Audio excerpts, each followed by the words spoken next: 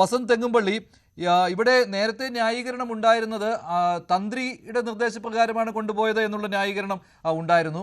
അതുപോലെ തന്നെ ഉപ്പ് തിന്നവൻ വെള്ളം കുടിക്കുമെന്നൊക്കെ പറഞ്ഞ് ഒഴിയുന്നുണ്ടായിരുന്നു. ഉണ്ണികൃഷ്ണൻ പോറ്റിക്കാണ് ഇതിൽ പങ്കാളിത്തം, പോറ്റിയാണ് ഈ തട്ടിപ്പ് മുഴുവൻ നടത്തിയത്, പീഠം പോറ്റിയുടെ വീട്ടിൽ നിന്ന് കണ്ടെടുത്തില്ലേ തുടങ്ങിയ കാര്യങ്ങളൊക്കെ പറഞ്ഞായിരുന്നു ന്യായീകരണം വന്നിരുന്നത്. പക്ഷേ ഇപ്പോൾ ഒരു ന്യായീകരണത്തിനും ഒരു സാഹചര്യവും ഇപ്പോൾ ഇല്ലല്ലോ. ഇപ്പോൾ കടകംപള്ളിയൊക്കെ പറയുന്നത് പതിവ് പല്ലവിയാണ്, ഉപ്പ് തിന്നവൻ വെള്ളം കുടിക്കും, അതിൽ സർക്കാരിന് ഒരു പങ്കുമില്ല, ഈ ദേവസ്വം ബോർഡുകളിൽ സർക്കാരിന് ഒരു പങ്കാളിത്തവും ഇല്ല എന്നൊക്കെയുള്ള വികലമായ ന്യായങ്ങളാണ് ഇപ്പോൾ വിളമ്പുന്നത്. നോക്കൂ മഞ്ജുഷ്, ഉപ്പ് തിന്നവൻ വെള്ളം കുടിക്കുമെന്ന് പറഞ്ഞെടുത്ത് നിന്ന് ഈ ഉപ്പുണ്ടാകുന്ന കടലാകെ വിഴുങ്ങിയിരിക്കുകയാണ് സർക്കാർ എന്നാണ് നമുക്കിപ്പോ മനസ്സിലാവുന്നത്. അപ്പൊ കടൽ വിഴുങ്ങിയവനെ എന്ത് ചെയ്യും? അവന്റെ ഉള്ളിൽ മുഴുവൻ ഉപ്പാണല്ലോ. ആ രീതിയിലാണ് ഇവർ അമ്പലം മുഴുവൻ വിഴുങ്ങിയ അമ്പലം വിഴുങ്ങികളാണ് ഈ സർക്കാർ എന്ന് വളരെ കൃത്യമായി നമുക്ക് വ്യക്തമായിരിക്കുകയാണ്.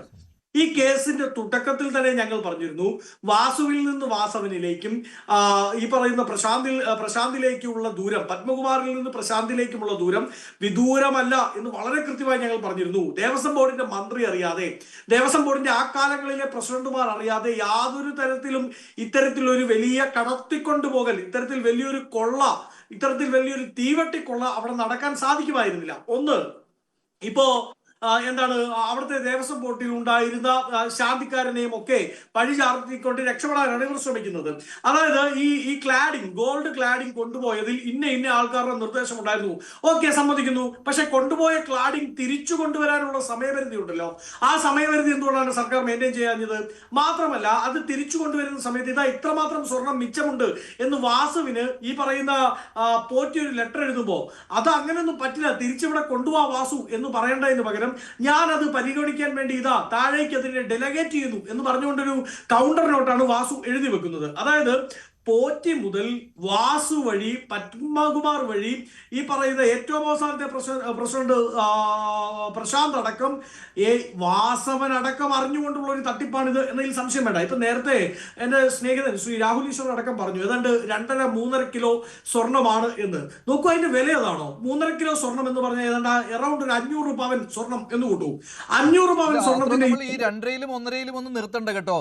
32 കിലോ സ്വർണമാണ് ശ്രീകോവിൽ ആകെ അന്ന് തങ്കത്തിൽ പൊതിഞ്ഞത്. 32 കിലോയാണ് അതിനുവേണ്ടി ഉപയോഗിച്ചത്.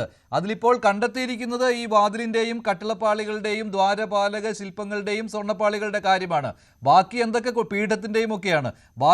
ബാക്കിയുള്ളവ ഉണ്ടോ എന്നുള്ളത് ഈ ശാസ്ത്രീയ പരിശോധനയ്ക്ക് ശേഷം അറിയാം. ശാസ്ത്രീയ പരിശോധനയ്ക്കായി അവിടെ നിന്ന് സാമ്പിളുകൾ ശേഖരിച്ചിട്ടുണ്ടല്ലോ. ആ പരിശോധനയ്ക്ക് ശേഷം അറിയാം എന്താണ് കോടതിയിൽ അന്വേഷണ സംഘം നൽകാൻ പോകുന്ന റിപ്പോർട്ടെന്ന്. മറ്റൊരു കാര്യം കൂടി പ്രധാനമാവുകയാണ്, ഇന്നത്തെ റിമാൻഡ് റിപ്പോർട്ട്. ഇതുവരെ SIT എന്തെല്ലാം കണ്ടെത്തിയിട്ടുണ്ട്, പത്മകുമാർ എന്താണ് ചെയ്തത് എന്നുള്ള കാര്യം ഇന്നത്തെ റിമാൻഡ് റിപ്പോർട്ടിൽ അറിയാം. പത്മകുമാറിൽ നിന്ന് അടുത്തയാളിലേക്ക് പോകുന്നുണ്ടോ എന്നുള്ള കാര്യവും മിക്കവാറും ഈ റിമാൻഡ് റിപ്പോർട്ട് വരുമ്പോൾ നമുക്ക് അറിയാൻ പറ്റിയേക്കും. തീർച്ചയായും. നോക്കൂ, ഞാൻ പറഞ്ഞു വന്നതാണ് ശ്രീ മഞ്ജുഷ്. നോക്കൂ, ഇപ്പോ ഫോർ എക്സാമ്പിൾ ഈ 3.5 കിലോ സ്വർണ്ണമാണെന്ന് ഇരിക്കട്ടെ, അങ്ങനെയാണെങ്കിൽ പോലും ഒരു 500 പവൻ സ്വർണം എന്നിരിക്കട്ടെ. ആ 500 പവൻ സ്വർണത്തിന്റെ ഇന്നത്തെ വില ഒരു 10,000 രൂപ വീതം ഗ്രാമിന് കൂടി. അതാണോ ശബരിമലയിലെ സ്വർണത്തിന്റെ വില? നോക്കൂ, ദ്വാരപാലകർ എന്ന് പറയുന്നത് ഹൈന്ദവ വിശ്വാസ പ്രകാരം ഡേറ്റ് തന്നെയാണ് എന്നാണ് ഞാൻ മനസ്സിലാക്കുന്നത്. ആ ദ്വാരപാലകരെയാണ് വിൽക്കുന്നത്. എന്ത് വിലയായിരിക്കും? സാധാരണ സ്വർണത്തിന്റെ വിലയാണോ ബ്ലാക്ക് മാർക്കറ്റിൽ അല്ലെങ്കിൽ മാർക്കറ്റിൽ ഈ പറയുന്ന ദ്വാരപാലകർക്ക് കിട്ടുക? ശബരിമലയിൽ പൂജയ്ക്ക് ഉപയോഗിച്ചു കൊണ്ടിരുന്ന, ശബരിമലയിൽ പുണ്യപരിപാവനമായ പൂങ്കാവനത്തിൽ ഉപയോഗിച്ചു കൊണ്ടിരുന്ന ദ്വാരപാലകർ, ആ ദ്വാരപാലകരാണ് എന്ന് പറഞ്ഞുകൊണ്ട് ഇത് മാർക്കറ്റിലേക്ക് വിൽക്കാൻ വേണ്ടി പോറ്റി അല്ലെങ്കിൽ പോറ്റി നിയോഗിക്കുന്ന ഒരാൾ അതുമായി ഇറങ്ങിയാൽ അതൊരു സൈലന്റ് പർച്ചേസർ. ആ സൈലന്റ് പർച്ചേസർ അത് മേടിക്കാൻ പോകുന്നത് ഈ 5 കോടിക്കോ 50 കോടിക്കോ ആണോ? പൊന്നും വില കിട്ടും, പൊന്നും വില. പൊന്നിന്റെ വിലയല്ല, പൊന്നിനേക്കാൾ തിളങ്ങുന്ന വില കിട്ടും. അത്രമാത്രം വലിയ ഒരു മാർക്കറ്റ്, അത്രമാത്രം വലിയൊരു അഴിമതി, അത്രമാത്രം വലിയൊരു സാധ്യത ഈ കേസിലുണ്ട്. അപ്പോ ഈ അതുകൊണ്ടാണല്ലോ ദ്വാരപാലകരെ അല്ലെങ്കിൽ ഈ ഗോൾഡ് ക്ലാഡിങ്ങിന്റെ ഏതെങ്കിലും ഒരു അറ്റമെങ്കിലും തങ്ങളുടെ വീട്ടിൽ കൊണ്ടുവന്ന് പൂജിച്ചാൽ അത് വലിയ കാര്യമാകുമെന്ന് വിശ്വസിക്കുന്ന ഒരുപാട് വിശ്വാസികളുണ്ട്. ജയറാമൊക്കെ അതിൽ വീണ് പോകുന്നത് അതുകൊണ്ടാണല്ലോ. ജയറാം മാത്രമാണോ? ഇനി എത്രത്തോളം സെലിബ്രിറ്റികൾ അതിൽ വീണ് പോയിട്ടുണ്ട്, ആ വകയിൽ എത്രമാത്രം പൈസ കൊടുത്തിട്ടുണ്ട്, എത്രത്തെ കണ്ട് പൈസ കളക്ട് ചെയ്യപ്പെട്ടിട്ടുണ്ട് എന്നതൊക്കെ പ്രധാനപ്പെട്ട കാര്യമാണ്. നോക്കൂ, ശബരിമലയുമായി ബന്ധപ്പെട്ട് ഏത് സ്പോൺസർ വന്നാലും ആ പണം 1 രൂപയെങ്കിൽ 1 രൂപ അത് ആര് വഴിയാണെങ്കിലും ശബരിമലയ്ക്ക് സമർപ്പിച്ചാൽ അത് സ്വാഭാവികമായും അതിന്റെ കസ്റ്റോഡിയൻ എന്ന് പറയുന്നത് തിരുവിതാംകൂർ ദേവസ്വം ബോർഡാണ്. അല്ലാതെ പോറ്റിയല്ല, പത്മകുമാറും അല്ല, വാസുവുമല്ല. തിരുവിതാംകൂർ ദേവസ്വം ബോർഡാണ്. സ്വാഭാവികമായും ആ ദേവസ്വം ബോർഡ് കൈകാര്യം ചെയ്യേണ്ട, ആ ദേവസ്വം ബോർഡ് കസ്റ്റോഡിയൻ ആയിരുന്നു സംരക്ഷിക്കേണ്ട സ്വത്താണ്. ആ സ്വത്തിനാണ് ഭംഗം വന്നിരിക്കുന്നത്. ആര് ഉത്തരവാദിത്വം പറയും? ഇവിടെ ഇത്രമാത്രം ഭക്തന്മാർ, എത്രയോ ആന്ധ്രയിൽ നിന്ന്, തമിഴ്നാട്ടിൽ നിന്ന്, തെലുങ്കാനയിൽ നിന്ന് ഒക്കെ കാൽനടയായി വരുന്ന ഭക്തന്മാർ പോലുമുണ്ട്. അവരവരുടെ ജീവിതത്തിൽ മക്കൾക്ക് ഭക്ഷണം മേടിച്ചു കൊടുക്കേണ്ട പൈസ, അല്ലെങ്കിൽ അവരുടെ ബിസിനസ്സിൽ ഇൻവെസ്റ്റ് ചെയ്യേണ്ട പൈസ, ഇതൊക്കെയാണ് തങ്ങളുടെ ഏറ്റവും പരമോന്നത വിശ്വാസമായി കാണുന്ന അയ്യപ്പന് കൊണ്ടുവന്ന് സമർപ്പിക്കുന്നത്. അത് അവർ അയ്യപ്പന് സമർപ്പിക്കുന്നത് അയ്യപ്പന്റെ സ്വത്തിൽ ആരും കൈവെക്കില്ല എന്ന വിശ്വാസത്തോടു കൂടിയാണ്.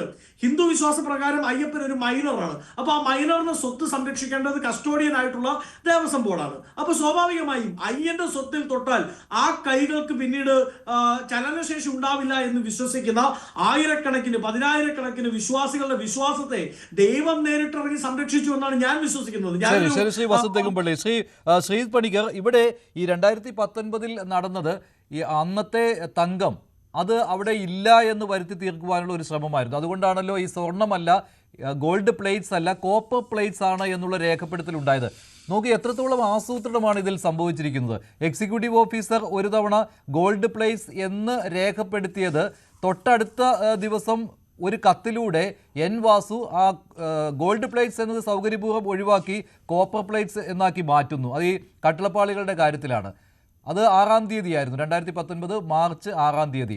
എന്നിട്ടത് ഭരണസമിതിക്ക് അയക്കുന്നു. ദേവസ്വം ബോർഡ് ഒരു തീരുമാനമെടുത്ത് താഴേക്ക് വിടുന്നു 20-ാം തീയതി, മാർച്ച് 20-ാം തീയതി. അതിൽ കൃത്യമായിട്ട് ഈ ഗോൾഡ് പ്ലേറ്റ്സ് ഇല്ല, കോപ്പർ പ്ലേറ്റ്സ് എന്നാക്കി മാറ്റുന്നു. അപ്പോൾ എന്താണ്, ആ വാതിൽപ്പാളികളിൽ സ്വർണ്ണമില്ല, അത് വെറും ചെമ്പാണ് എന്ന് ഒരാഴ്ച കൊണ്ട്, ഇല്ലേ, 1-2 ആഴ്ചത്തെ ഇടവേളകളിൽ രേഖപ്പെടുത്തുകയാണ്. എത്ര ആസൂത്രണം ഇതിന് പിന്നിൽ നടന്നിരിക്കാം. എന്നിട്ട് ഇത്രയും വർഷം ഇത് ആരും അറിയുന്നില്ല. എന്നിട്ട് 2024 ആയപ്പോഴേക്കും പുതിയൊരു ശ്രമം തുടങ്ങുന്നു. ഈ 2019 സ്വർണം പൂശിയതാണ്, നിസ്സാര അളവിലാണല്ലോ സ്വർണം പൂശിയത്. എന്നിട്ട് അത് മങ്ങിപ്പോയി, അത് വീണ്ടും സ്വർണം പൂശണം, അതിന് ഇത്ര ഗ്രാം വേണം, അത് സ്പോൺസർ ചെയ്തോളും ഉണ്ണികൃഷ്ണൻ പോറ്റി എന്ന് പറഞ്ഞുകൊണ്ട് പോറ്റിയെ വിളിപ്പിക്കുന്നു. പോറ്റി വരുന്നു, പോറ്റിക്ക് ഇത് കൊടുത്തുവിടുന്നു, പോറ്റിയെ ഏൽപ്പിക്കാൻ ചെന്നൈയിലേക്ക് എത്തിക്കുന്നു. ഇത് എത്രയോ വർഷങ്ങൾ നീണ്ട ആസൂത്രണം ഇതിൽ നടക്കുന്നു. അതായത് തനി തങ്കം അവിടെ നിന്ന് പോയി കഴിഞ്ഞു 2019. അപ്പോൾ തങ്കം അവിടെ ഉണ്ടായിരുന്നില്ല, സ്വർണം അവിടെ ഉണ്ടായിരുന്നില്ല 2019 നിന്ന് സ്ഥാപിക്കാൻ 2024 ശ്രമം നടക്കുന്നു. അതായത് ഒരേ സമയം സ്വർണം അവിടെ നിന്ന് കടത്തിക്കൊണ്ട് പോവുക. പിന്നീട് ഒരു 4-5 വർഷം കഴിഞ്ഞപ്പോൾ അന്ന് അവിടെ സ്വർണം ഉണ്ടായിരുന്നില്ല എന്ന് വരുത്തി തീർക്കുവാനായിട്ട് അടുത്ത കത്തുകൾ, ഇടപാടുകളും ഉത്തരവുകളും. ഇത് സ്വർണ്ണ കൊള്ള എന്ന് മാത്രം വിശേഷിപ്പിക്കാൻ കഴിയുകയില്ലല്ലോ. ഇത് അതാണല്ലോ കോടതി കണ്ടെത്തിയത്, അന്താരാഷ്ട്ര ബന്ധം പോലും ഇതിൽ സംശയിക്കുന്നുവെന്ന്.